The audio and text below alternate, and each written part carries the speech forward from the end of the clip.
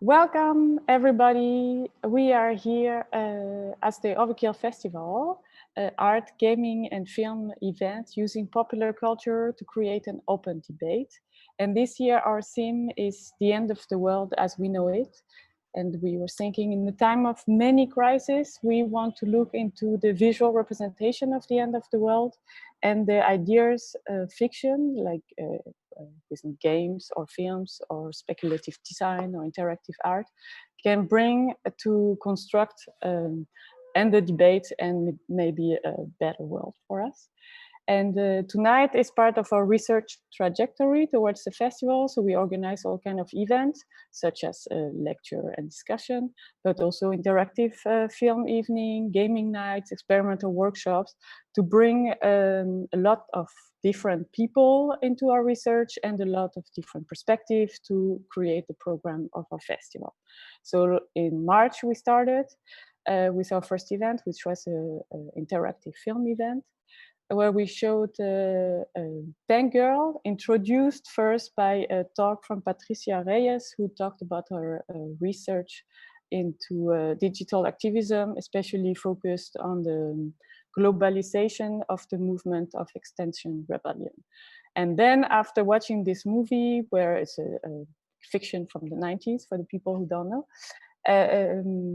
we tried with the public to, and the help of Patricia, to rewrite the scenario while focusing on what we think the main character should have been, which is water in this movie. So then we try to see how can we make water express itself in the space of a movie. How can we break a little bit this idea of good and bad against each other in the scenario, and this kind of things. So just that you have an example of what we're doing here. And tonight, so we're diving in the next chapter of our research, which is collapse and collapsology. And of course, we are a gaming and interactive art festival, so we talk about collapse in the digital world context.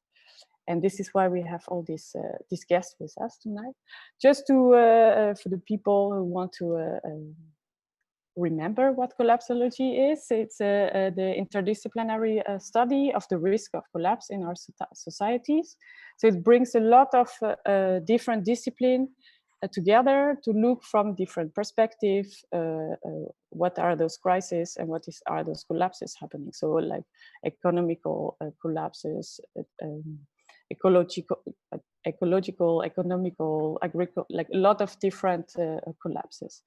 And for us, when we look at this, so we look at the world who's ending or who needs to end, maybe, we are wondering how does that translate in the digital culture? And what are the ideas, perspective of creative thinkers, of artists, game developers, etc. So this is why we invited these people tonight to think about it together. So we have, maybe you can wave when I say you. There's Phoebe Shalloway, who's a game designer of Even in Arcadia from the United States. Geert Lovink, who's a media critic and founder of the Institutes of Network Culture in the Netherlands. Athina Karatzogianni, a senior lecturer in media and communication at the University of Leicester in the UK. And Josèfa Ntjam is a cross-media artist from France, using video installation performances to bring different imageries and recreate stories. So that was about the introduction for tonight. A few explain you a little bit how it works. So we are together with a guest in Zoom, and you are watching from YouTube. So you can interact with us through the chat, and I will look regularly in the chat to bring your question to the guests. Each guest will have a little presentation, a little talk for 15 minutes, and after each of their talk, I will bring one question. And when every guest is finished with their talk, we will bring everybody back to the front and have a little discussion all together. before we start this little discussion together, we have a little experiment. So in the context of a collapse, we want to imagine, okay, what happens? Can we still communicate with each other tonight if our platform collapses? So we will, I will say a little bit later, but so stay for this little experiment. And now I would like to start with the content. So our guests can mute except Phoebe. We'll start with Phoebe and I will introduce her and then I leave her at the front. So if everybody mute, yes, Chris, you judge. So here. So just a quick introduction, Phoebe Shalloway, our game designer. They followed media studies where they focus on the storytelling across different medias. And tonight they will present Event in Arcadia, a game where the end of the world already happened and where nature is preserved like in, it would be like in a history, a museum, as a museum pieces. But then I'll let her talk. Thank you. Thank you, Marie. Thank you for inviting me here and for the introduction. Yeah, so I'm going to be talking a bit about my game, Even in Arcadia, which was actually originally created as my media studies senior thesis in college. So with that, it has a kind of heavy theoretical inspirations, I guess, and that's kind of the piece that I wanted to present about today. There's also kind of a involved narrative side to the game that I'm not going to get into as much. And I have a video of some gameplay footage and me talking about that theory. It's about 13 minutes, I think. So I will show that now.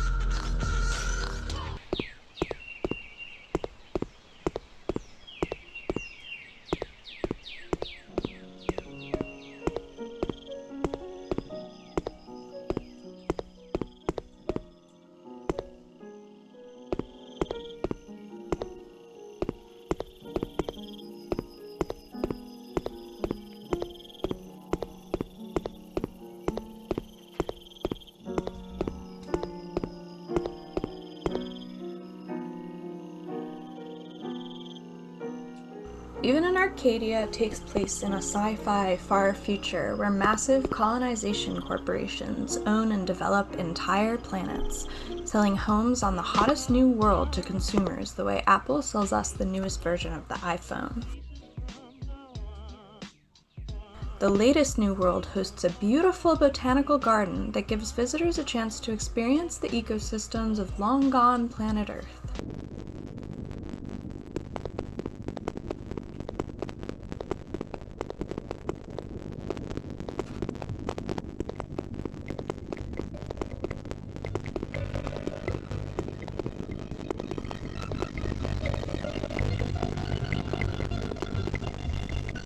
I created this setting out of a desire to engage with the themes of capitalism and environmental catastrophe, which I see as some of the most urgent issues to engage with in our time.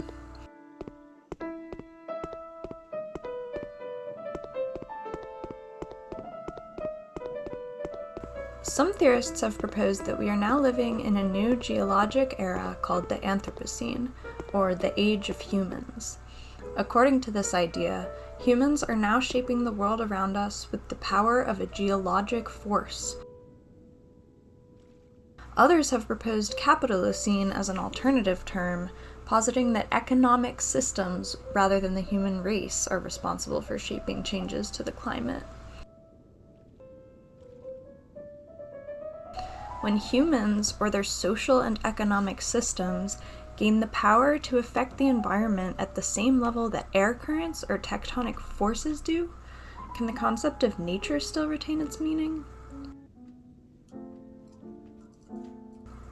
Nature is more difficult to precisely define than you'd think. It is a term overloaded with cultural meanings, mythologies, and idealizations. Where does nature end and human begin?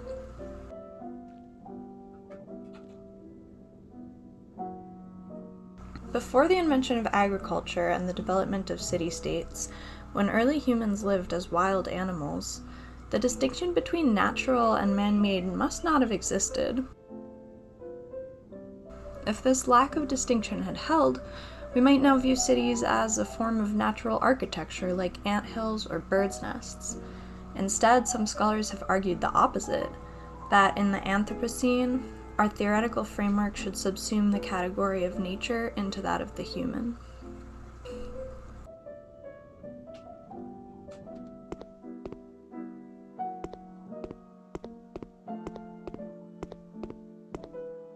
It is difficult to pinpoint a single truly natural place left on Earth today. Even our wilderness is highly curated. National parks maintain trails and lookout points designed to provide the most stunning views, complete with large pay-to-view binoculars that direct visitors' attention to choice scenery and commodify the act of looking. This tendency is exacerbated in our built environments, where nature is provided in the form of artificial parks and gardens trimmed to the standards of human aesthetics. And the few wildernesses where humans don't go, the Arctic, the deep sea, the hottest deserts, are all still being affected by our actions or filled with our garbage. I read about a design for a house that architect J. Swayze exhibited at the 1964 New York World's Fair.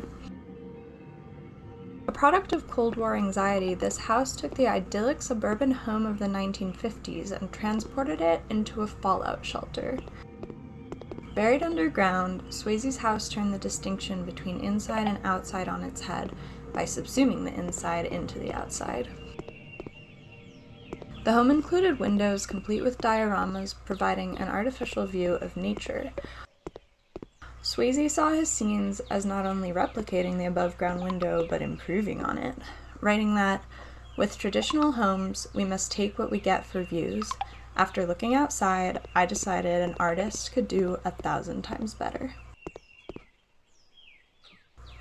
Even in Arcadia extrapolates this idea of human-created nature to its limit.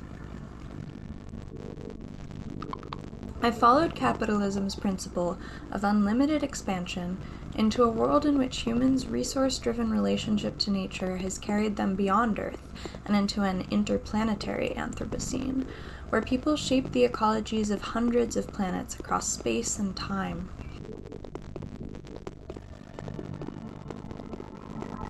In this society, all access to nature is cut off, and all of outside is replaced by an endless interior. The people who built the Arcadia gardens have never seen a plant or animal, have never walked barefoot in the grass, have never breathed air that wasn't filtered by an atmospheric control system.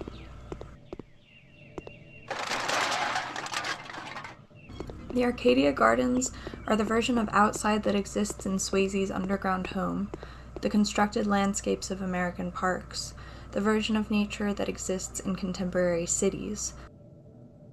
Nature that is always only on humans' terms. Guy Debord begins his famous theoretical work, The Society of the Spectacle, with the assertion that all that was once directly lived has become mere representation. Our world has been replaced by images of a world. These images are shown to us through mass media and create a feedback loop, as they come to constitute a new social reality that obscures everything outside of itself, what Debord calls the spectacle. The spectacle encompasses not only media, but architecture, commodities, and even social relations, all elements of culture and all products of human labor. The spectacle is additionally expanding to include more and more of reality, its endgame being the total concealment of everything outside of itself. Constant bombardment by these spectacular images induces a trance-like behavior in the populace, a passivity that prevents us from challenging or even recognizing the tenuous nature of our reality. While Debord posits that the spectacle defines our behavior, he also posits that our behavior has the power to overturn the spectacle. He writes that life's material setting and the behaviors that it incites and that overturn it are in perpetual interaction. Neither is fixed, and neither is more powerful than the other. With this premise, Debord and the activist group he was a part of, the Situationist International, sought to develop behavioral tools that could be used to break out of our passivity and create liberatory change in society.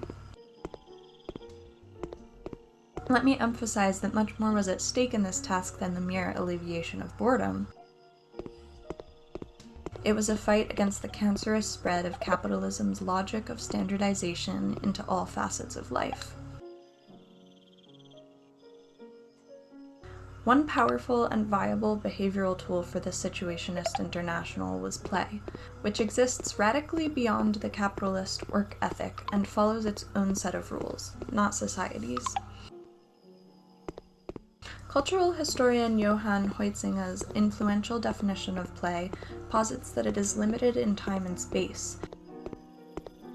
The Situationists sought to destroy this limitation, believing that playful revolutionary behavior belonged in every space, at every time. Two specific playful behaviors that the Situationists developed were the détournement and the dérive. Détournement involves decontextualizing an image and placing it in a new context or in juxtaposition with other images.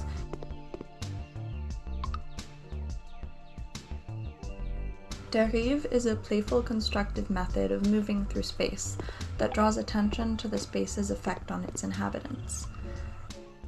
Debord writes, "In a dérive, one or more persons during a certain period drop their relations, their work and leisure activities, and all other usual motives for movement and action, and let themselves be drawn by the attractions of the terrain and the encounters that they find there. Chance is a less important factor in this activity than one might think. From a dérive point of view, cities have psychogeographical contours, with constant currents, fixed points, and vertices that strongly discourage entry into or exit from certain zones."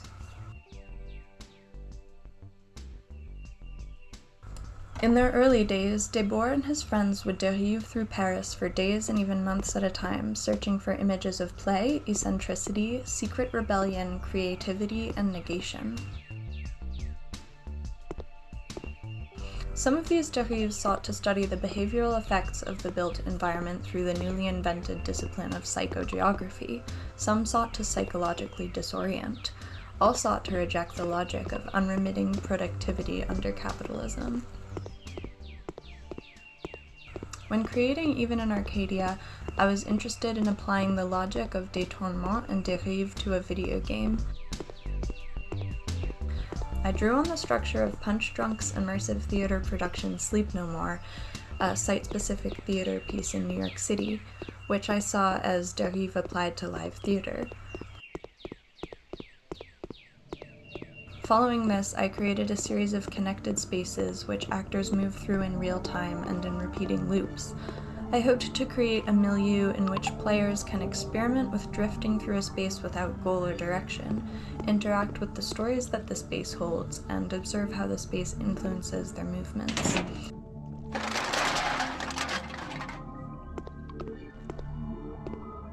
A game is a sandbox for situationist play, where players could use their interaction with the digital space to study the effects of the environment on their actions, and perhaps even to discover new behaviors to overturn the logic of this space.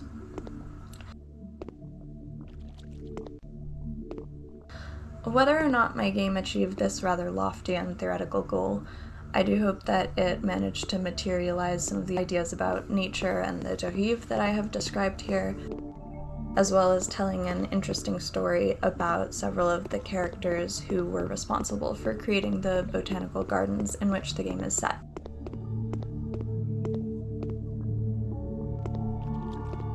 You can play even in Arcadia at girldipboard.itch.io/Arcadia.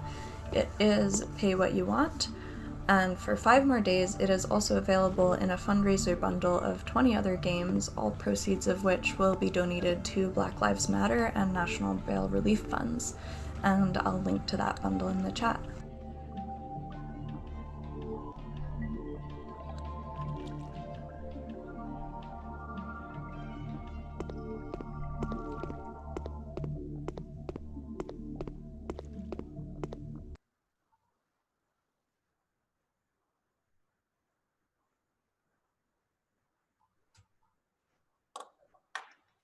Thank you, Phoebe. That's beautiful. You're still here.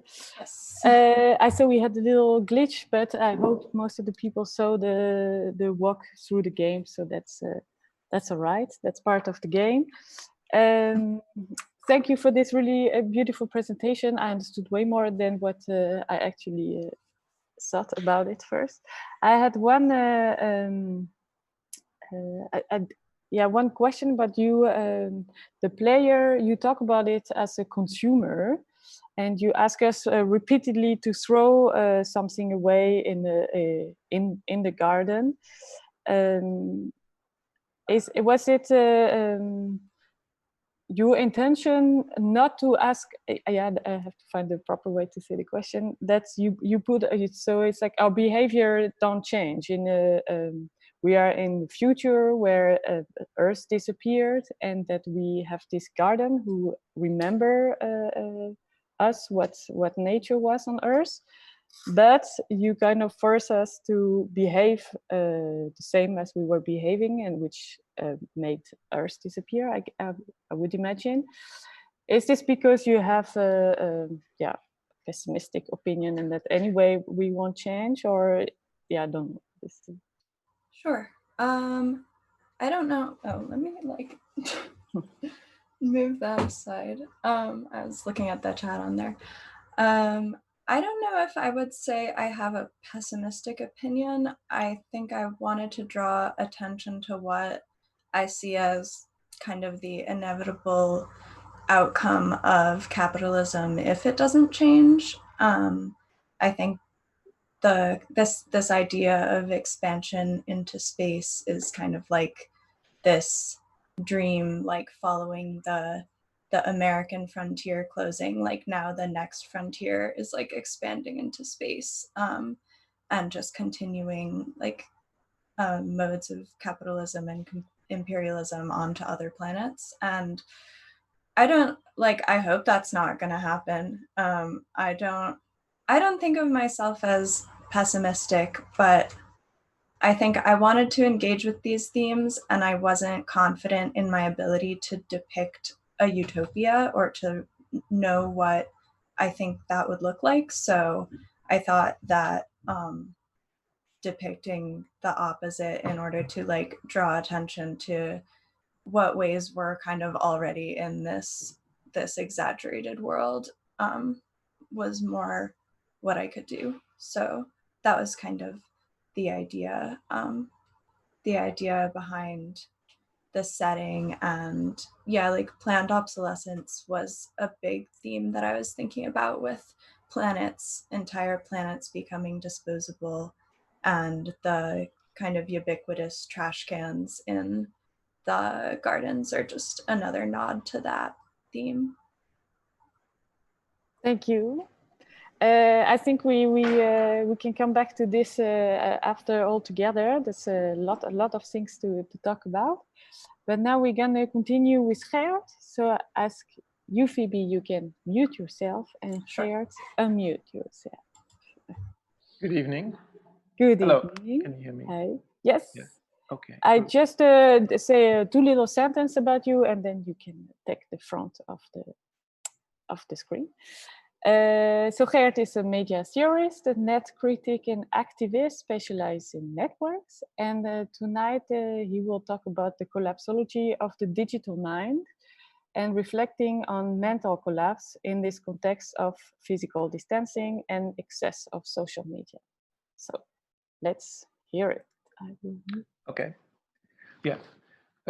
Before I come to the topic, I want to say some general things about collapsology because perhaps not so many people know about it, and there's a reason for this because the term, which sounds a bit English, in fact is not. It was developed in a French context around 2015. When a publication came out in France, in French. It's written by Pablo Sevigny and Raphael Stevens, and they coined the term. And obviously, it has references to a lot of different disciplines. Everybody is stressing this, but if you look at their work, and the initial context, it's very obvious that what they refer to is the biodiversity collapse and the climate change. Not so much climate change as such, but the catastrophe that happens, let's say, when the Earth heats up beyond 2, 3, 4 degrees. Well, and then the scientific debate starts. When exactly that will happen, but there is that tipping point, and it's the inevitability if we don't do anything that this theory is addressing. So collapsology means that we go beyond, let's say, the current states in which things are bad, they decline. So in that sense, in my theoretical context, which is, the references we use in theory and cultural studies, philosophy, humanities, we need to distinguish collapsology clearly from, let's say, neighboring ideas, which are very much milder forms. So far, theory has only dealt with the milder forms of, let's say, stagnation, for instance, or regression. Regression has been, discussed quite a lot in the past few years. It means that things, no longer progress. Also, we can, of course, from a Marxian point of view, we can also, and in a point of view of political economy, we can talk about this distinction, for instance, what we all know between a recession and a crisis and a collapse, right? These are three different stages, if you like. A recession is a mild one. A crisis, well, we're in a crisis now, and everyone knows the difference. When things go really bad, you're in a crisis, and that's why we are now in a corona crisis, right? And we're not talking about a collapse, but it's a crisis, right? Things go down, but as we know from political economy, we're still talking here about cycles in theory. Okay, those cycles, when they go down, they can cause revolutions, upheaval. They can cause system change, but still, we are talking about, let's say, the waves. And then in the economic theory, we would distinguish between the short waves and the long waves. Now, collapsology is a whole other ballgame, right? Because what happens when things really go bad, when we go beyond the crisis? And, I look here, I don't know exactly if I may say, but I think all of us in our lifetime, we've at least witnessed one real collapse, and that's the collapse, an historical one, of the Soviet Union, right? This was a real collapse. It was not a crisis, obviously, right? The whole empire fell apart and disappeared. This was a real, this is a collapse in that sense. And we're still, dealing with the long-term consequences from that. Yeah, this is ongoing 30 years later. Now, obviously, I'm again, as you may notice, I'm not focusing so much on, let's say, the ecological part. I'm seeing collapsology in its original, intention as something that uh, is multifaceted and can be applied to many, many fields. So it comes from a lot of different disciplines, but it can also be applied to a lot of different fields, right? And so I'm doing that as well to my field. Um, yeah, where did I encounter the collapsology myself? Because then I look at my own, let's say, biography, my own work, and where I come from. Obviously, I was very influenced, and this was a very important text which came out in 1918, and that's the book by Oswald Spengler, The Decline of the West, Untergang des Abendlandes. And this is really a book in essentially about the collapse, the ultimate collapse of the West. And this book has been very, very influential, written before and during the First World War, and then had an influence, well into the 2030s. Then, of course, World War II, and even in the 50s and 60s. Maybe after that, its influence faded away. The book, is a very German conservative way of thinking and looking um, at the West, and then there's that very strange interplay between this book and World War One and World War II, and the role of the Germans in this collapse, their own collapse, by the way. Of course, they took millions and millions of people with them in this collapse. Um, I would also say that influenced by that is another thinker that is much more closer to my own work as an internet theorist, and that's a Frenchman, and that's of course Paul Virilio. And Paul Virilio is not writing so much about the collapse, even though the word you can find in his oeuvre. Um, what he talks about, he had developed his own word for that, and I would say the French writers, they are definitely influenced by that, directly or indirectly. He writes about the accident or the global accident, right? So, and of course, we can think of a lot of, very big accidents. Think of Chernobyl, of which many, many people say that this accident, the biggest accident, that we have faced here in Europe, has led to the collapse of the Soviet Union, right? So these two things are related. And for Virilio, and that's very interesting, it is not so much a breakdown of biodiversity or the rise of global temperatures, right? For Virilio, it has very much to do with the nature of technology itself and the speed. Virilio was he died a couple of years ago. The philosopher of speed, right? And what happens, and this is where another school comes into play that is maybe related to the collapsology or not, right? And these are the accelerationists, and they say that if things accelerate, they collapse, right? And some of them, the darker ones, even say that if we really want to bring an end to, for instance, capitalism, we need to further accelerate it, right? So so this is the dynamics of collapsology, in which we also ourselves are playing an important role, right? Of course, you can say the acceleration is written into the technology, and then it's kind of a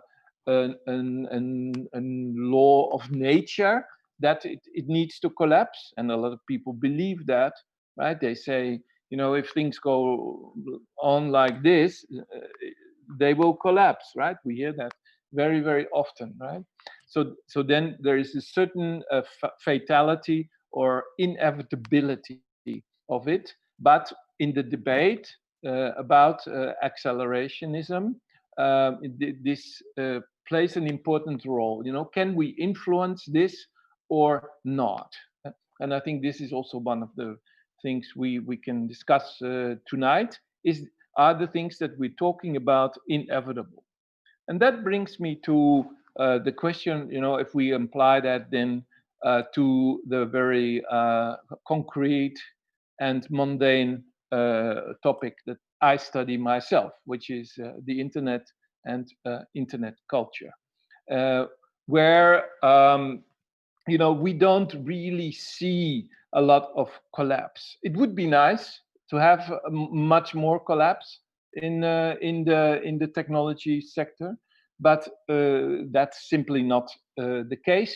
What we see is a pre-stage, let's say. What we see are a multiple amount of forms of cultures of stagnation, recession, depression, right? People who don't know how to exit this system. They are sucked into it. As I describe it often, they feel that they are into an abyss and they cannot really escape, right? And these are, so to say, first stages of what could come next, and that is this final the final play of the collapse, and that's when we enter, let's say, the science or wisdom of collapsology. And I have an example here with me. It's a book that my dear friend and Virilio expert Patrice Riemens gave to me a couple of months ago, and he said, "Yeah, you have to read this because it is so odd. It is such a strange book." And he gave this to me well before the Corona period, right? Let's say a month before. And he said, "The Road to Ruin: The Global Elite's Secret Plan for the Next Financial Crisis." Right? This book is from the collapsology time. It came out in 2016 and describes, of course, very accurately the crisis in which we're in right now. So that is strange, but I'm particularly interested in the ruin, right? And that's pure collapsology, if you like. Yeah. Okay. Thank you very much. I want to leave it here because I think there's a lot to discuss. Thank you very much. Indeed, it was one of the questions for all the guests anyway to have advice of lectures and films. So thank you for this. Thank you for this. Also going back to the terms of collapsology and the broaden a little bit the topic, that we don't only focus on the one which is right now the ecological aspect we're talking about. I was curious. You said I don't have a lot of example, and it's a pity that we don't see more collapse. Yeah. Is it? Yeah, I'm still trying to see what do you imagine it would do to us, and is it also something we can push to? Is what's happening right now bringing the collapse? It's interesting because there are a lot of different theories, and that's the nice thing about collapsology. But maybe we could say there are two different schools. One that let's say expresses the importance of the sudden collapse, right? The sudden and the final, almost fatal collapse that happens fast. And this is also what you read in the, the literature about ecology, right? When you pass that tipping point, there's no way back. You cannot repair it, right? And this is what we let's say coming from the, let's say, the punk movement, say, the situation then is beyond repair, right? You can do whatever you like, huh? And then people can even celebrate it in that sense, because once you pass that point, there is no way to return to come up with a quick fix. That's one way of looking at it. The other collapse is a similar one, but there the inevitability plays itself out in and through time. And one of the first books, the most beautiful ones that many people know, that deals with this is Edward Gibbon's book from the 1780s, the decline and fall of the Roman Empire. Right? It's one of the first beautiful, I don't know, 6 or how many volumes it has, book that described at length and in detail the fall of the Roman Empire over a period of 700 or 800 years, right? But this was definitely a collapse, right? It was definitely a collapse, but it played itself out in a long period of time. So I think also there we can see in the collapsology debate, right? Do we only look and focus on the things that just happen quickly, or should we also include the longer processes that are equally inevitable, right? So I think that's also a point to debate. By the way, the other one is as fatal as the other, so it's not that things can be turned. Thank you. It's a dramatic ending for this. I think Athina wanted to react a little bit to your talk tonight, so I will directly leave it to Athina. Yes, thank you. So I was thinking also about collapsology and collapse, and I'm very glad that Geert has done this whole job of where the term is coming from, and that he took us through this beautiful and horrific journey where there is Chernobyl in it, and ruins, and the fall of our empires, and where we are now, that when you get into this collapse there is no return. And I really enjoyed this. When you invited me, and I wanted to thank you, it's a great company to be in as well. I started thinking a bit about the collapse of the digital and that story. So I know that the idea of the discussion is the collapse in the digital age, and now I was just thinking, but what about the digital collapse? And I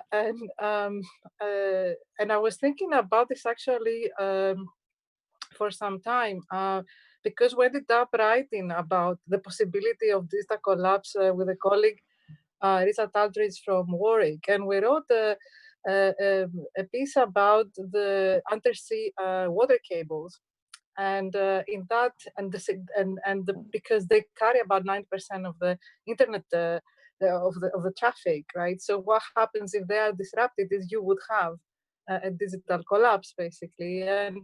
And what we're thinking about is what would happen when you have the end of the digital, right? So the end of the digital and the materiality of the digital, because the digital is dependent on the earth to be happening. It's not happening in some cloud everywhere. So it poses these questions regarding the post-digital and whether and that this post-digital, or the end of the digital, or a potentially digital collapse is actually making us think, and me in any case, about the deep materiality of computation and this interplay of hardware and software sovereignty, the declining sovereignty of states as well. So we have this modern geopolitics that are defined right now with the additional problem of the looming ecological disaster, right? Because that's the big things. We have the global pandemic, of course, that is one of the elements of the sign of the looming ecological collapse or disaster. And of course, I was influenced by Benjamin Bratton. And last time I saw heard, I think this time last year, we were discussing that because we were discussing his work, The Stack, and it was an influential book, a quirky book. But his Benjamin Bratton's proposition really is that computing is a global leviathan. So the current computer systems can be conceptualized as a global megastructure, the stack. So he calls the book The Stack. And this structure is layered by these tiers: the earth, the cloud, the city, the address, the interface, and the user. So he's making there an important claim that the stack is rendering other forms of human governance and sovereignty obsolete. That is at the center of how we're governed. And in that sense, we're now in a decade where the vision of a digital war and, there was a Stuxnet virus against Iran, and sort of it's a hot topic in the cybersecurity, the worms and viruses and the codes. But I think that right now there are vulnerable elements of the internet that are actually about the earth layer and where is this internet operated from. So you have the earth layer, the geological, and I'm quoting Bratton's, substrate of computational hardware and of the geopolitics of mineral and resource flows of extraction, consumption, and discarding. So these assertions also talk of this computational megastructure, and this megastructure is dependent on the earth layer. And the internet, and this assertion that the internet is a physical thing, and it's built one layer upon another and so on, it contains machines and materials, and it can have impact. The digitization, as we know it now, we're all very happy, we're not traveling, we're online, all this utopianism, but it has an ecological impact. The fact that we are using the internet so much. So digitization has an environmental impact. An example that is very interesting in regards to these cables and how I got interested into the underwater sea cables that 90% of the internet relies on, was that there was a typhoon at some point, and in that between Taiwan, China, and Hong Kong, and that disrupted the communications between the countries.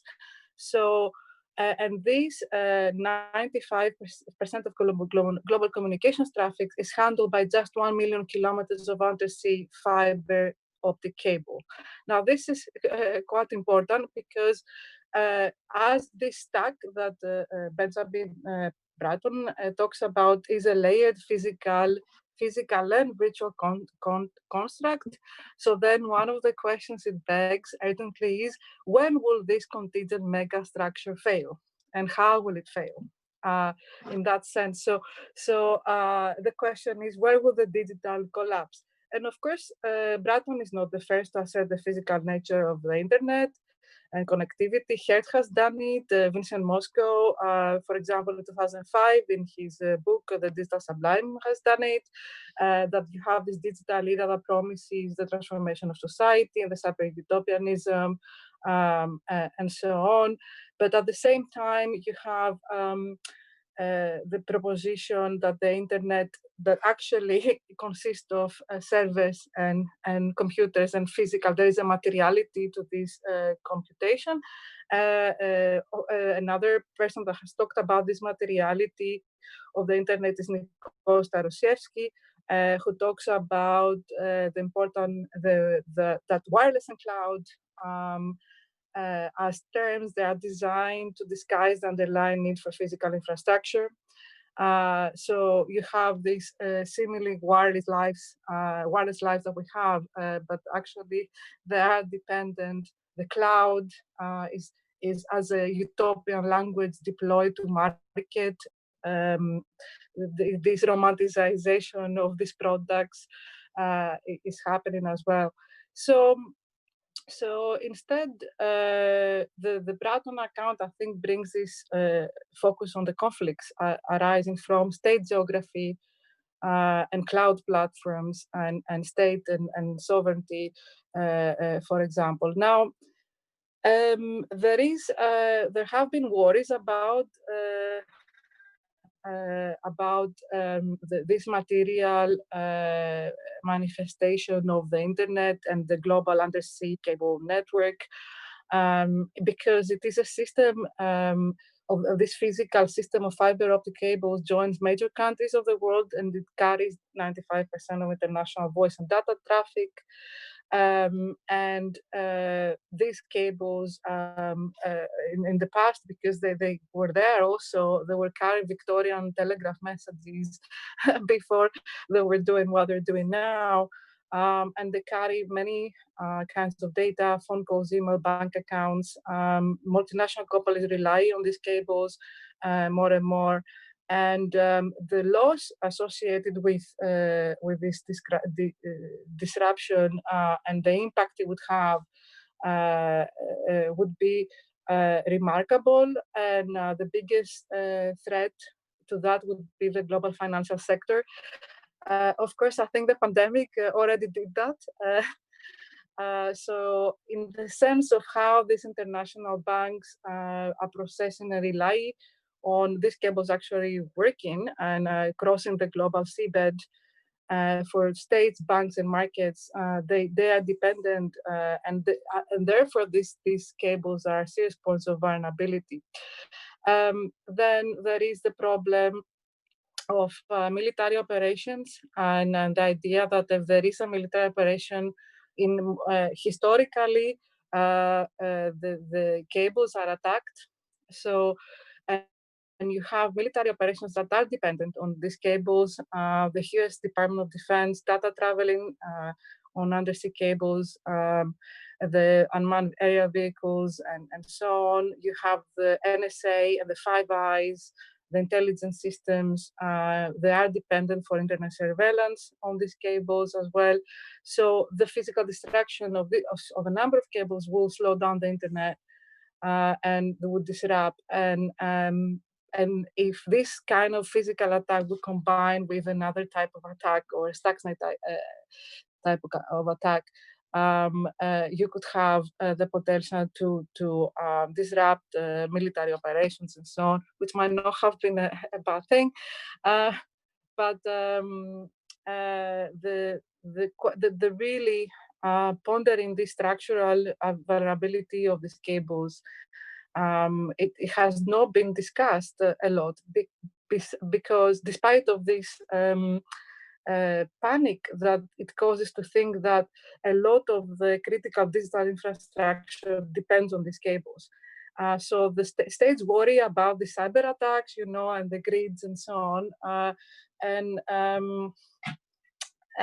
But they haven't actually discussed these cables. So for organizations like the NSA, for example, the National Security Agency, it is something that could be really important. It was also because this geopolitics of climate change make the possibility of climate events destroying these cables as well. And so you have these mysterious events that have happened with these cables. For example, during 2008, you had multiple undersea cables that connected Egypt and Dubai that were severed, and we don't know how this happened.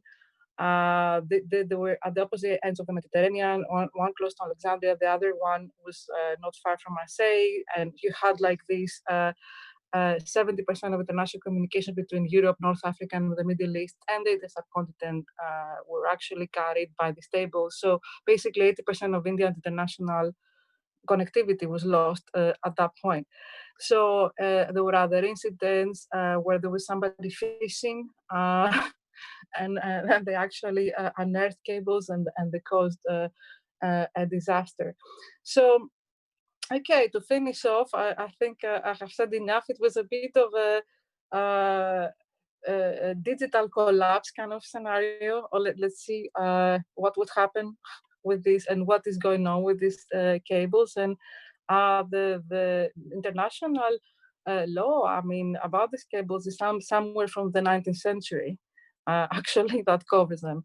So it is an interesting case, and I thought it would bring us a little bit on the risk collapse, and the digital is material. And this is the point that I think with my presentation I wanted to point towards the possibility of this being disrupted because of ecological disasters or other sort of more man-made, another man-made, because Anthropocene kind of problems of war or conflict and so on. Thank you very much. Thank you. Really nice also to, always to get this little reminder that, yes, internet is 100% physical, and that even now that we are, connecting with each other in this way, it is really connected to the physical world. We had to.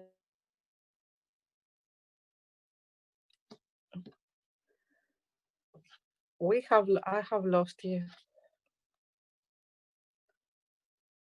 Discussion with you. So my question was not really about this physical aspect of collapse, but now I was when you were talking, I was wondering, would activists go that way? Could I don't know if it's something which happened. You mentioned a little bit, but I was wondering, okay, is this one a solution, one solution of alternative, a way to bring alternatives to just cut those cable and and then I don't know, it's I've given you ideas. Yes, ideas. no, I like you said, and now like we have to think of the fragility of what it all these things we're doing on online relays on, and I just think it activists, especially now that it's everywhere, kind of use a lot the internet and social media platforms to communicate and to support each other and to create to globalize their movement. I was just imagining, can they go then? Can that be the end of this way, and then we find another way to fight? Or well, I think Geert, I think has written about this quite a lot. And I have a little bit written about this because there is the ideas about what a future internet that is not capitalistic and exploitative and relies on this sort of commodification. At the moment, there's an internet oligopoly. We are sold like products. And severe surveillance and injustice in how data is shared and privacy is protected and all these kind of scenarios. So the future internet has had a lot of ideologies competing with each other. What kind of a future internet that would be? I mean, one of them, of course, has been about the commons, and the history comes from the 80s, from the open source and the free libre movement, 80s and 90s, where you had this sort of anti-proprietary communities making anti-proprietary software, and in commons, and then that went also further into other movements that were thinking about environmental commons and sort of urban commons, and the commons movement recently we had in the last 10 years in Barcelona and Comú, and the commons-oriented kind of production, peer production. This is a sort of like one ideological strand, one ideology about how an internet relies on commons production could be more fair. Another ideology is platform cooperativism, that you have more just organizational structures in a cooperative model, an ecosystem, and so on. The problem, and I really appreciate Geert's work in regards to this, is about how these networks might be scaling up and how might this happen. And the other question after that is, even if you reform capitalism or the digital capitalism, surveillance capitalism, and the technology, digital governments, even if you did reform that, then and you scaled it up, and then the still remains the problem of the environmental, the climate change, ecological disaster, and so on. So it is not if you solved and you had a more fair internet, everything was going to be immediately okay anyway. So yeah, I mean, that's some thoughts that your questions provoked in my mind. In any case, yeah. Thank you very much. Now we're gonna jump to Josèfa. So Athina, you can mute yourself. Thank you. And Josèfa, unmute yourself. So like I said a bit earlier, Josèfa is a cross-media artist. She uses video installation, performance, maybe many other medium to express herself. And tonight she will present one of her last film, Mélas de Saturne, and where she brings a lot in a collage kind of technique, traditional, mythological, scientific, ecological references together into a visually digital environment. So here you can go, Josèfa. Hi, everyone. So I will show you the movie, and after I will talk. I prefer to talk after that. So I just share my screen and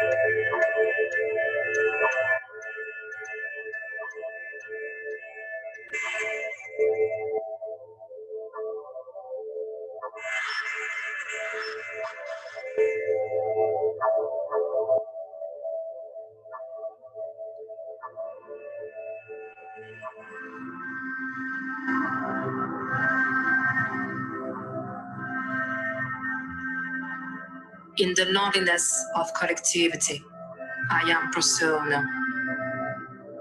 In the loneliness of collectivity, I am persona. À l'origine du recommencement, le début n'existait pas. La mélasse, cette matière noire, a vu naître la multitude de nos horizons. Je suis plusieurs en ces temps diffractés. Je dirais même que mon corps a été désossé pour transporter en ma chair dégoulinante quelques révoltes en soubassement. Cryptocorps aux souvenirs entrelacés. Clic de Cory sur la page internet de ses ancêtres. In the loneliness of collectivity, I am persona.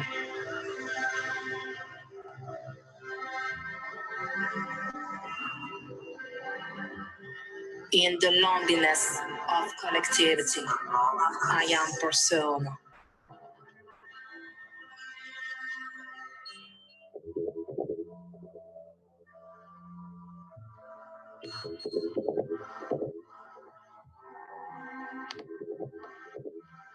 In the loneliness of collectivity, I am persona. In the loneliness of collectivity, I am persona. Dans ce magma impalpable, je me suis affiliée, éclatée de fenêtre en fenêtre. Genèse arithmétique, système IFA, incantation sur onde crabe, métatrans sur écran épileptique, ça glitch dans les branchements. Mon nom est Persona, masque cyborg et plante des abysses, arbre analogique de temps non linéaire, coagulant dans les brèches. In the loneliness of collectivity, I am Persona. In the loneliness of collectivity, I am Persona.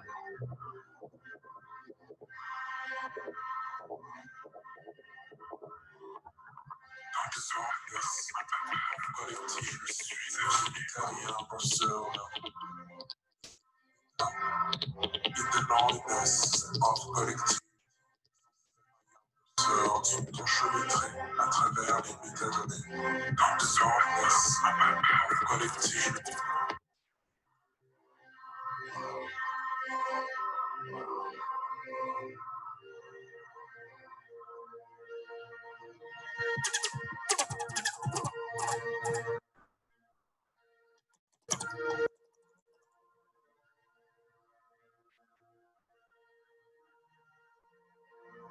In the loneliness of collectivity, I am Persona.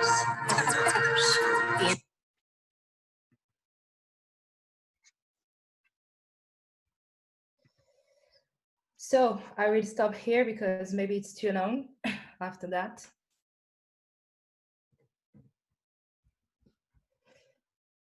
I don't know if you can hear me actually.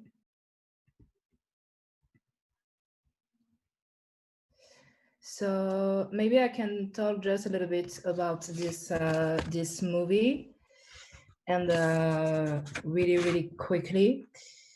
So in this movie, Persona is the main character of this movie, and he is looking for his or her origin across the internet, but this character is also an avatar, and he tried to find his own origin and maybe his own history across the big world of the internet. But the problem in this for this avatar is the fact that he is a sourceless code, so he is continually in displacement, and he can't find the precise place of his own origin. And so I would like to maybe talk about the mask and in the video and the multiple identity, because it's something really important for me in my work.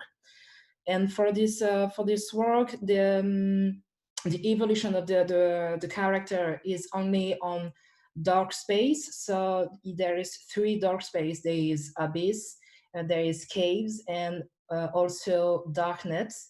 And for me, this dark space are the maybe the solution for revolt and all the stuff we want to say politically and we can't say publicly. So you have the part of the anonymity who can be a big part for political movements, and this is what I want to speak in this movie.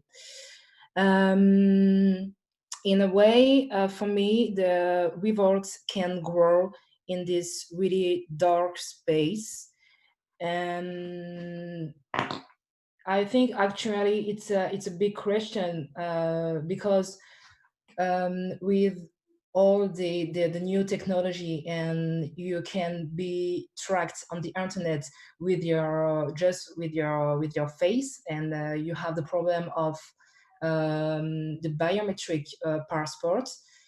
And I think this character in this movie find a way to be, to how to say that, just maybe to not be in the game of tracking technology. So this is why he's always wearing a mask. And the mask also have a lot of signification in this movie, because they're all masks from West Africa, and specifically mask from Benin, warrior from Benin. So this is why this character is always wearing some mask to hiding himself. What can I say? I have a lot of topic in this movie, so maybe it's really hard to explain in just 5 minutes what I want to say across this movie. But I think the main topic is the identity, and I think the sentence where you can hear in the movie, in the loneliness of collectivity, is also a big topic of in this movie.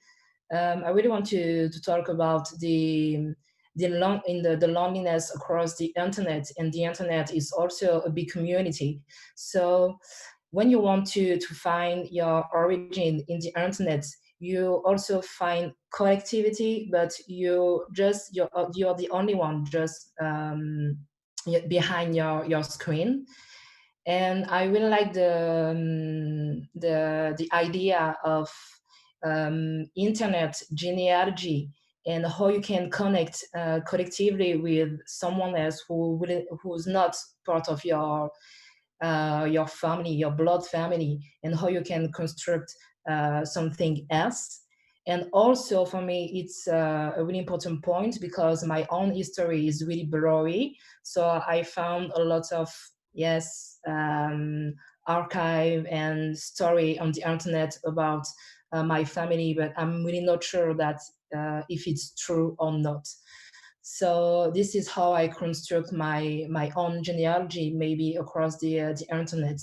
And also, I don't find my own origin, and it's not the point for me to know where I come from exactly, but it's how you can prospect, and how you can comment dire encore sorry, I try to find my word in in English. So yes, I think I will stop here because maybe it's too much discursive, and you can ask me some question, maybe precise question about the movie or the work. Thank you very much. Yeah, I hope people will get to see your movie, and you have you're in a group exhibition at the moment in Mama in Rotterdam for the people who are in the Netherlands, Yeah. and hopefully you will be one of our guests at the festival. So I hope our public will see a lot of your work. One thing which I don't know. I never thought about it, but it came in your movie. So at some moment, you say la page internet de ses ancêtres, so the internet page of your ancestor, and suddenly it triggered something. I said, "Huh, your ancestor on internet." I has this idea your ancestor is something physical. It's your grandparents, it's people you did things with, and even if you go further, it goes through photography. Maybe it's because I didn't look a lot into my family through internet, but somehow it brought this for me was this two world confronting, like your origin and the internet research and the. So I was really triggered by this, but this is not a question, but what I was curious about is you mentioned, so you bring this this mask which comes from these traditional stories, and you bring this digital environment, and we were in this deep sea which is 3D or 4D animated. Are you actually trying to rebuild your history, but then would that be, so my question is, would that be a way to recreate how history, to just bring those things which are maybe not supposed to be together? Yeah, I think it's a way to do that, because there is a lot of different preferences, and this is the fact. For me, it's really interesting to mix maybe a maybe a technologic way to speak about traditional history. And for me, in fact, when I want to speak about collapse, because for me a lot of stuff collapsed before I was born. So this is how I try to build something on this dark, and this dark is something I really don't know. But the way I can find my family on the internet is really big, because for me the family is something really exposed. I don't have the traditional way to think family, and I can find, for me, maybe Sonra is from my family, and Drexia, this band from Techno and Detroit too. And this is a way to mix a lot of mythology. And maybe it's not a true story for everyone, but this is my own identity I try to build across the internet. So I'm not sure I really respond to answer to your question. Yes. I find this really inspiring, because I have, especially when we are in this bit heavy topic of collapse, and this is also something we would like to go towards, something a little bit more positive, or create ideas how to and to deconstruct what we believe in and the way we live in our society. And I find your work inspiring in that way, that somehow it's deconstructing something a bit traditional, the way we think, where we come from, and you have a way of, like, it's like a proposal, or I see it as a proposal of how to reimagine things. Yes. So thank you. I think it's time to come back all together in the front and go for a little experiment. I hope you're all motivated for this. So you can unmute yourself, and then we can play this little game. I prepared a little question. so the idea is we still want to talk about collapse and collapsology, obviously, but if our platform collapse, how do we do this? And so I will tell you this question, and your challenge is to try to bring elements of answer with your little dysfunctionalities. So for the public, I re-explained a little bit now. I will say this question to every guest. Phoebe will lose her audio. Josèfa and Athina will be kicked out of Zoom. And Geert will lose his internet connection. Obviously, this is not really happening. And we hope they can all come back afterwards. But the idea is that now they have to find a way to answer this question, which I will tell right now. So that if we accept that collapses are inevitable, do you see protest, digital activism, digital art as ways to slow it down, or to prepare to the collapse, or catalyzer, or like a pressure to hurry this process? So this is my question. Now you have to do it yourself. So Phoebe, you can mute yourself. Athina, Josèfa, see you later. Geert, good luck. And now, I hope I can find a way to get those answers. But Geert, you have to leave by yourself, and Josèfa also. Yeah, of course.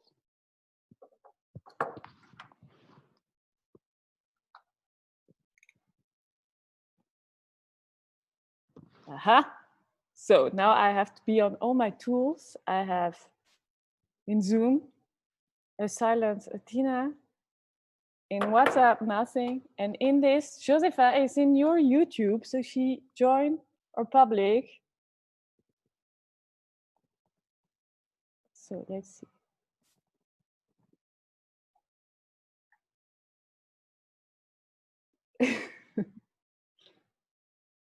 Josèfa, I will ask. You can also, if you have ideas, if you want to tell our guests where to go and how to come back, you can. All your ideas are welcome in the chat. Is Josèfa here? Or they just really left this meeting? No. Phoebe, can you hear me? Phoebe can hear us. That's something. So, do you have any? Ah.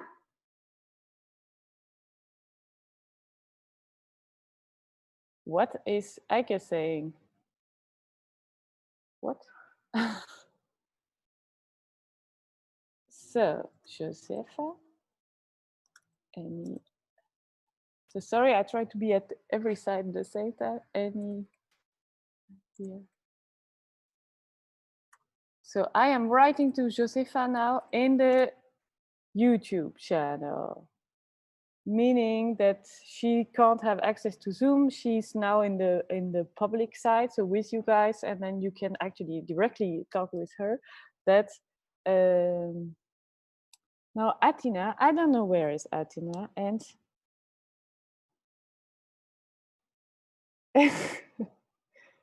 so if our platform collapses, for now, nobody can communicate with us. And Phoebe is writing a speech. Yes. So maybe we will see something from Phoebe.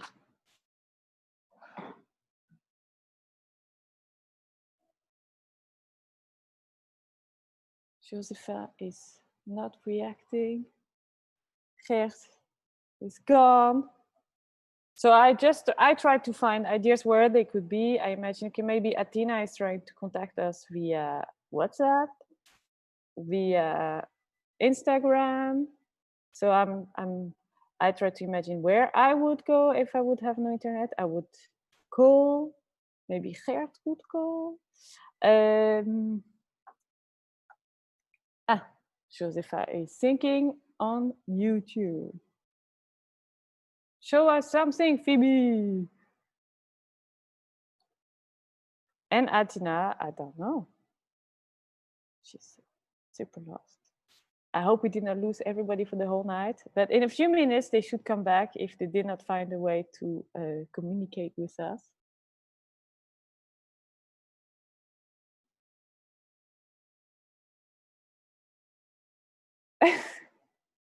I feel like this totally loneliness of this platform.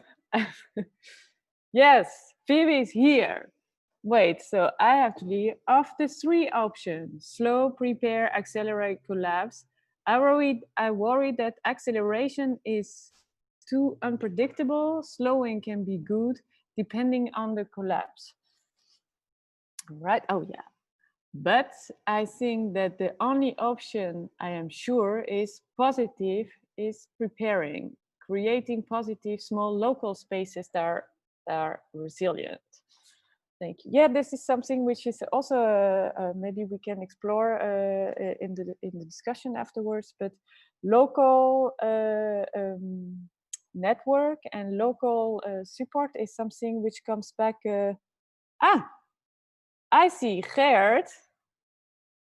I'm back as text. Geert is now in the chat, but you can't see it, so I can read you what Geert is telling us. He's in the chat of Zoom. So somehow he found internet. So Josèfa, aha! Athina is also in the YouTube chat. I know I see you moving around in the internet on those walking on those cables, and so Josèfa asked if the collapsology could be a past event, but you can all read actually those comments. So now I don't even need to. No, they have a little debate directly in there. And Athina mentioned that all events are past. That's another debate, maybe, or I don't know. But so a few ideas about, so Phoebe, try to answer my question. I don't hear. Read me, read me. I read you. Oh, I have to answer here, sorry. I read you.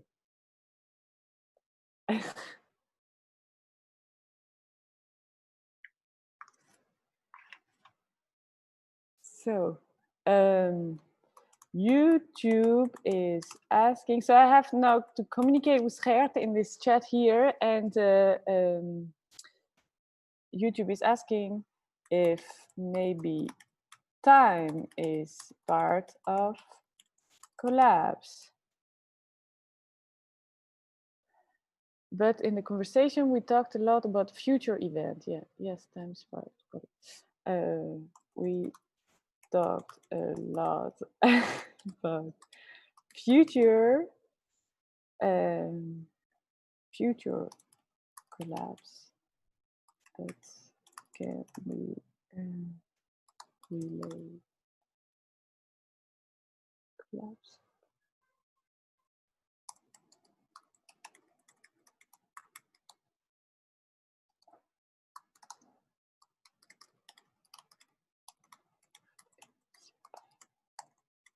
Us. Send Geert screenshot. Yes, I as soon as I get a screenshot from Geert, some text from Geert, I try to put it in my screen. This is another challenge. And so still because we're trying to stay focused, there's okay, so I make a screenshot of what Geert says, and then I will share my screen, right? Share screen, and I share this. No. Oh my God. Can I just share my whole screen? Okay. And then in my messy desktop, this screenshot which just appears. Are you seeing this?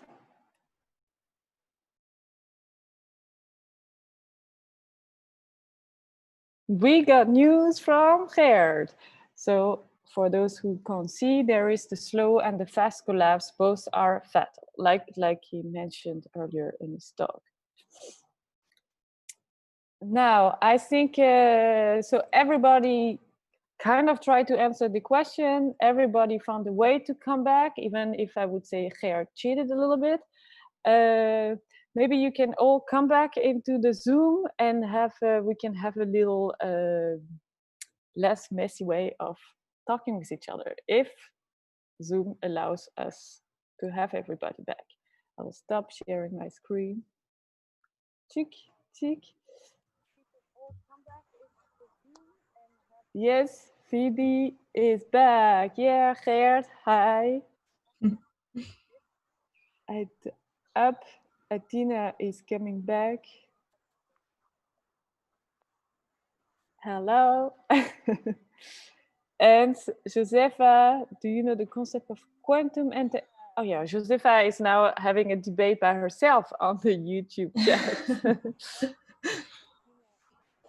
So I will mention Josèfa, come on.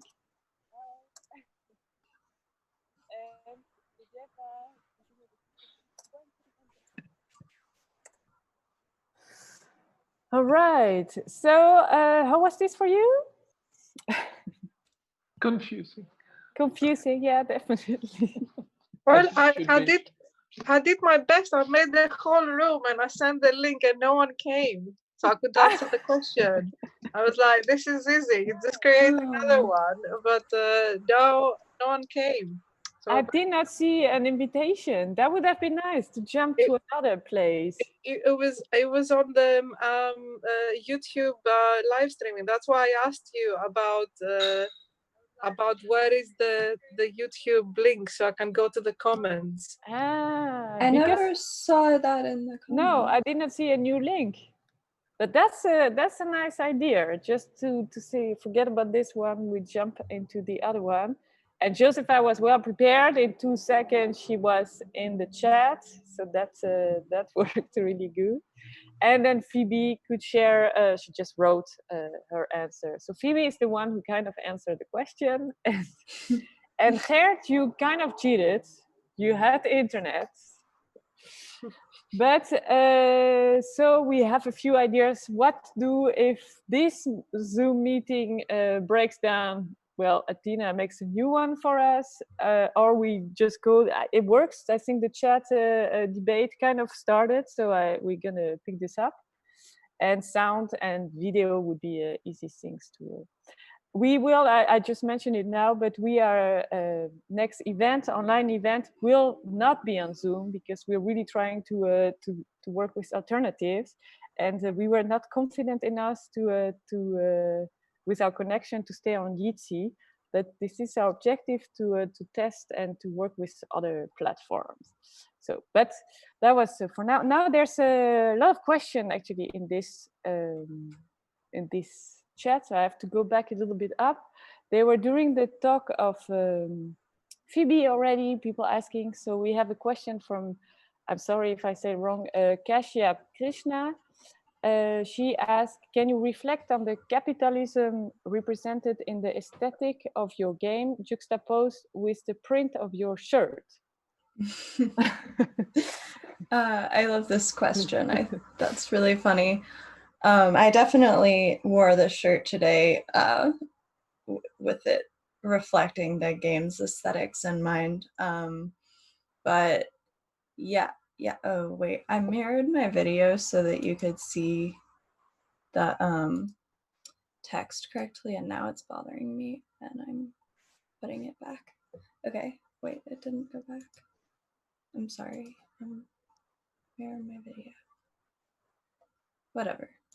It's not important. I feel like there is so much I could talk about with like capitalism and this shirt. Like it's kind of ridiculous how much every just like simple object that we take for granted is tied up into like massive and horrifying systems beyond our like understanding and control. You know, I have no idea where this shirt was made, probably in some factory, likely not in the United States.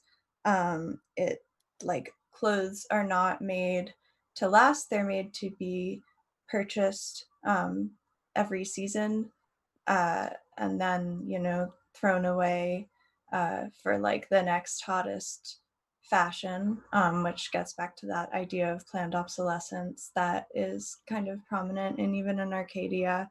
And then there's the print on the shirt, which is banana leaves, which we could start talking about, like the role of bananas in our global food systems, where you know, they're a tropical fruit. I don't know a lot specifically about how bananas are grown, but I imagine that it's on plantations in tropical areas, countries like Mexico. I'm sure it's like pretty exploitative in a lot of ways. That was actually a big piece that I really wanted to include in Even in Arcadia.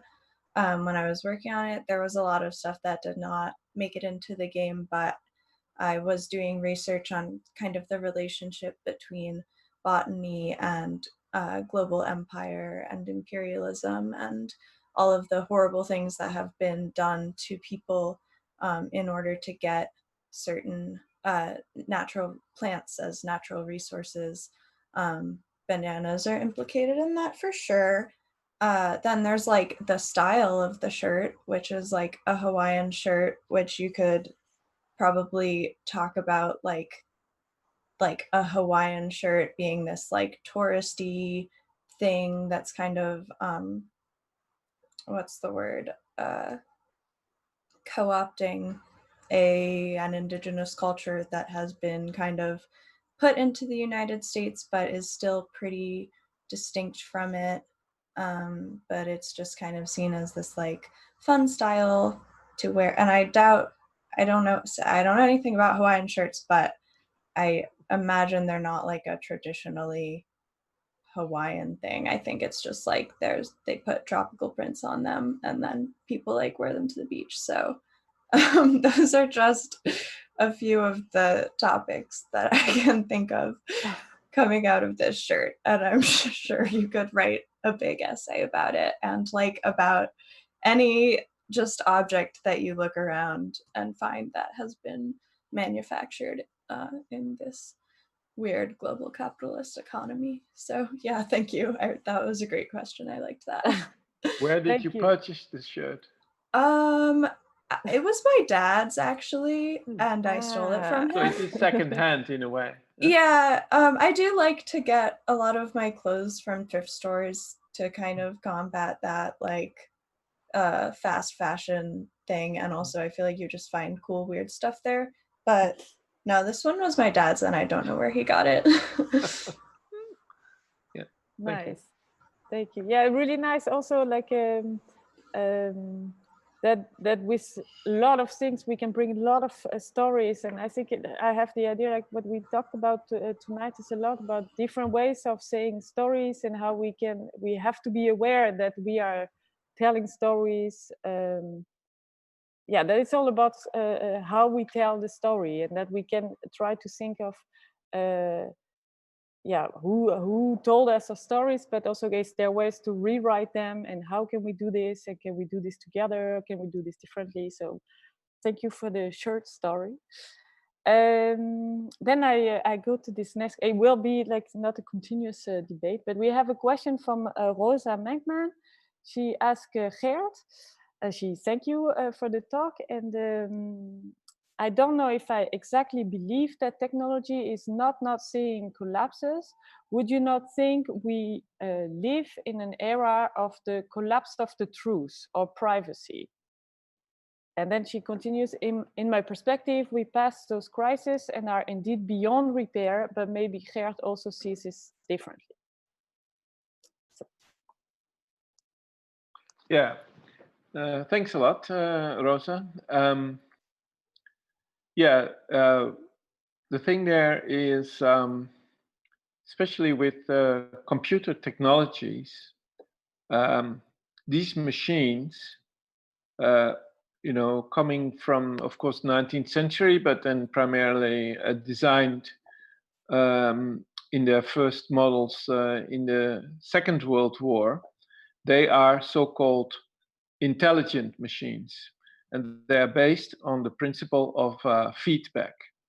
So this means that they are designed not to be stupid, right? So if we're talking about collapse, we can just see that as a road that just goes down, and that's it. That's the end. With computers, it's a little bit different because they are war machines. Again, I want to emphasize here the importance of the work of Paul Virilio, who describes these machines essentially as war machines.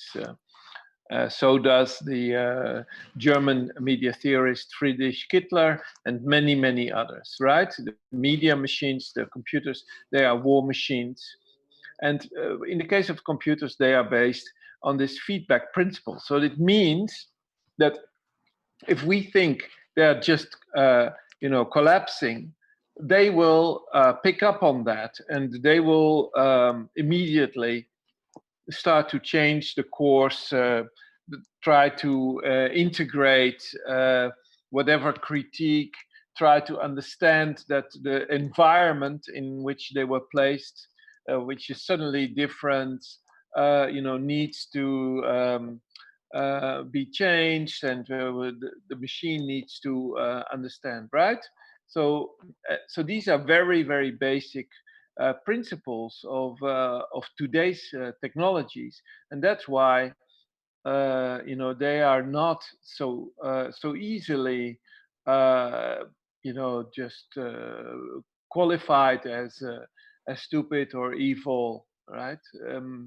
Even in Silicon Valley, they have now completely understood what's going on. I don't know if they really understand the whole game with climate change. I doubt, but the short-term, let's say, crises, especially Black Lives Matters, but now probably also the COVID crisis. They are crises, that these firms that were designed to disrupt the world can also, in theory at least, be able to respond and to overcome them. Now the question is, if these machines and if these industries are designed to respond, do we still think that they will inevitably lead to collapse, right? Because we can say, well, we're not so impressed by your cybernetics. Your cybernetics is either very primitive or not working at all, right? And I think that's where, let's say, the strategic debate amongst us, all people here, including the artists, who, in my sense, always, have that special antenna. They are the antenna of the race, because so they sense things and visualize things that are going on, and theorists can put these things in words, but artists are even better, to anticipate these things. And are we, going on that inevitable path of collapse or not? And this is an urgent question. Thank you very much. I hope Rosa is still here to listen to hear this answer. Now I have a question of Phoebe. Athina mentioned a book called The Stack. I believe. Who is the author? I like. Then this is something which was already answered in the chat. We have a new question from Kashyap Krishna to Athina, who asked if you could elaborate on what nation states are doing about making national infrastructure. Google Loan, for instance. I think you're still muted, Athina. Sorry, yes. I think it's becoming this show where you mute yourself and then you forget to unmute yourself. And it sounds like a psychoanalytic nightmare. Anyway, yeah. So the question is about nation states, and so there is no real regulation about these cables. In any case, is that her question? There is no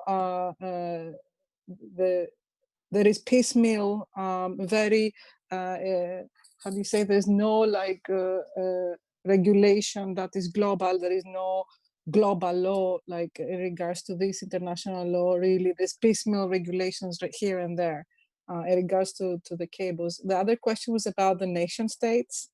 So what was it about Google? I didn't understand. The question, but there was one question about this Google Loon. So I don't know what is this. Maybe you know what Google Loon. Yeah. I don't know what Google Loon is. Yeah. Then I don't know. So I can reread the question, but Okay. can you elaborate okay. on what? Yeah. So yeah, I mean, the what to say about this? I can also send a link that there's a problem because it's very piecemeal here and there. The regulation about the specific cables I've been talking about. So there's no like international law in regards to this matter altogether. So so that is it. I wanted to come in a little bit about. I was very interested in Josèfa and her project actually about her this combination of her own journey to find more about her family, and then the masks and like all these things. And because there was always like this very annoying where do you want to go today, like the surfing traveling journey of like surfing the internet and going places with the internet and this kind of story. And I was wondering how to ask her about this, that how long has she been experimenting and how, like online to find information about her family, and how does she reflect in order to put her own, how does she reflect about her own experience of her life so far, because some of it is happening obviously online, and how does she incorporate you know, like both her, how does she distance herself from her personal history, or does it have to be inside her artwork every single time? So this is, yeah, that I wanted to ask, how, if she distances herself from her personal experience at all, or it has to pour into the artwork necessarily. So that was my question, if she's still around. Yeah, I think yes, I'm still experimenting my internet and genealogy family. I think I put a distance between all the information I have and the on the internet and the information I can have from my family, when they can tell me their own story about that. But this is really complicated because I really link my own story to, how do you say, the big history, like the big event and in history. And then how I can link this myself to the big history. It's about the ghost on my own family history. So I try to work about this ghost event and ghost people on my own family, to link this with the big history. And for me, it's always a non-linear history. It's something totally exposed. So I have to reconstruct something, and all I say, as I say that later, it's not the. I can't say that it's not the truth, but it's something else, because it's something coming from my mind, and not something coming from always from books or maybe teacher or university, etc. So I don't know how to say that. It's not I'm not creating a false history, but it's something in between. So yeah, I don't know how to respond to that, but the fact that I use an avatar and another character that is not really me, it's how I put the distance between the information I get on the internet and my own history. I think this is the way I do that. Thank you very much. Thank you. Well, We thank have, you. Athina, a little precision for your question. So it's not about regulation, but about what states are doing about it right now. Are they trying to create a political monopoly around it, or speaking in geopolitical sense? But Okay. so about this cable. Yeah. So basically, there is the whole thing. There is a United Nations Convention of the Law of the Sea, and nation states sign it, and this is this is how this is regulated. So basically, the law doesn't prevent states from treating these cables as military targets during wartime. So what it requires states to do is to implement national law, and this national law criminalizes the breaking of the cables. But what happens is, if you do that, there is a fine, basically. So a very low fine, like $5,000. So then, so the United States drafted and signed this treaty, but didn't ratify it. And there is no one is making this some kind of international crime. So but the states apply this fine if there is destruction of the cables. So that really is, the enforcement is at the local level, and there is it is very patchy. So that is it. So the idea is that something should really happen about the specific issue, but I don't think it is in the interest of anybody that something should happen, because then the NSA can go and use it to tap and survey, and also improving this, it is gonna be difficult and time consuming.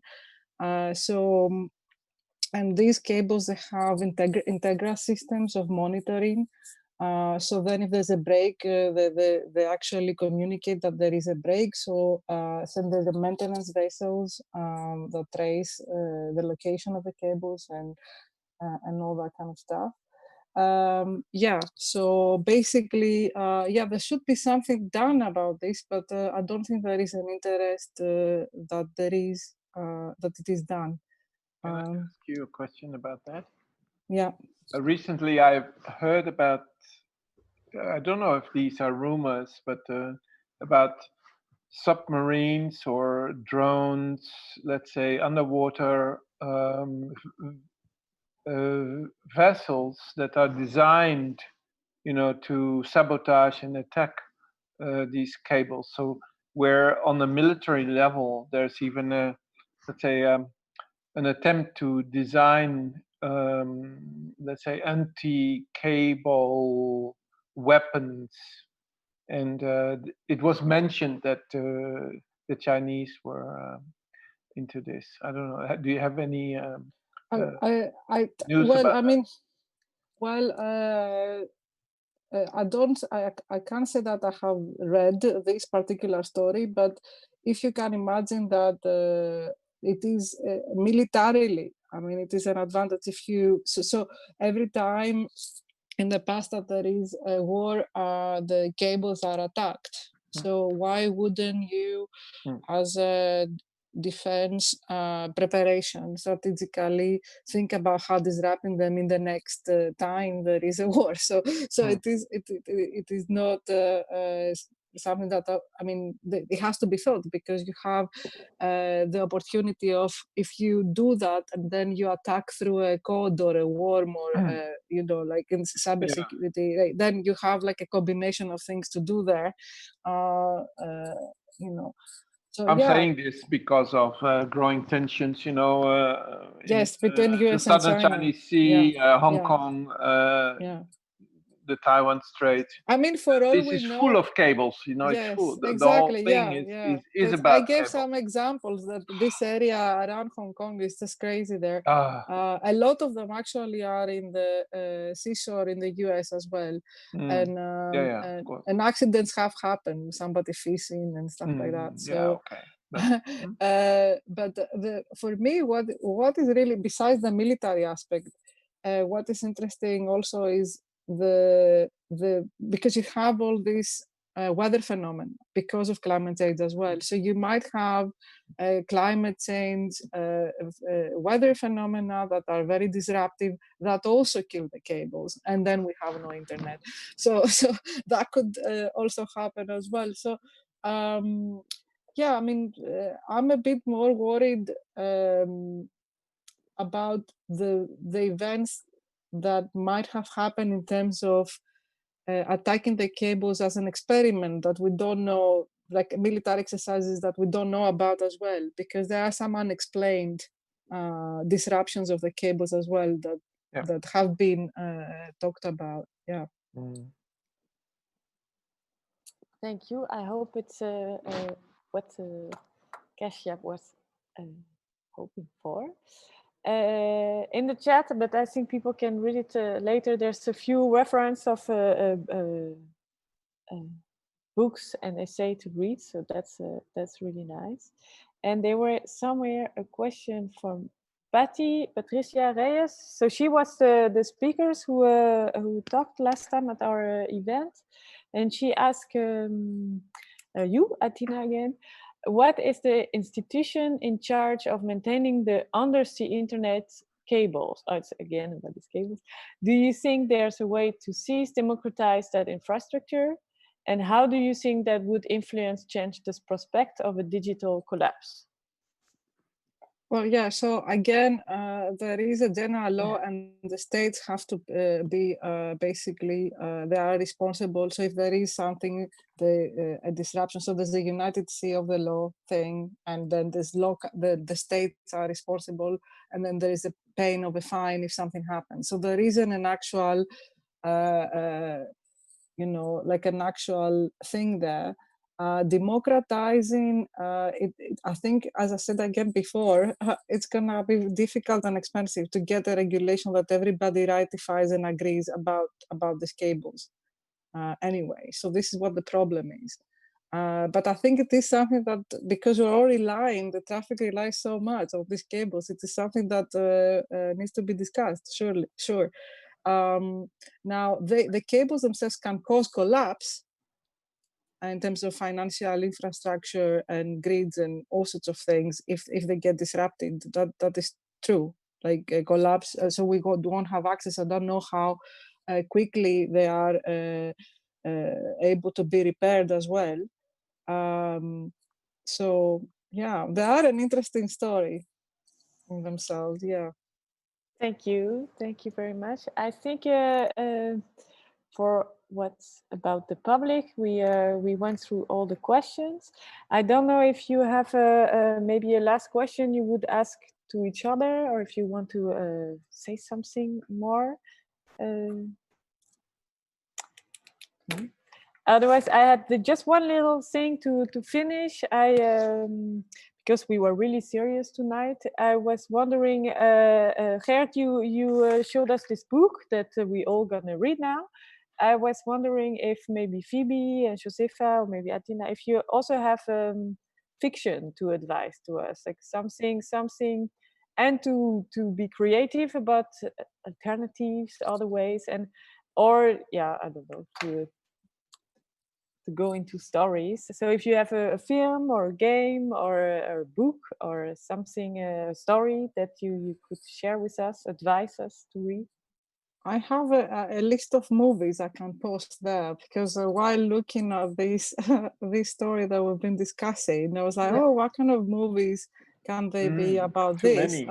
Yeah, too many. So I made a little list for myself, thinking maybe I would watch some of them over the weekend.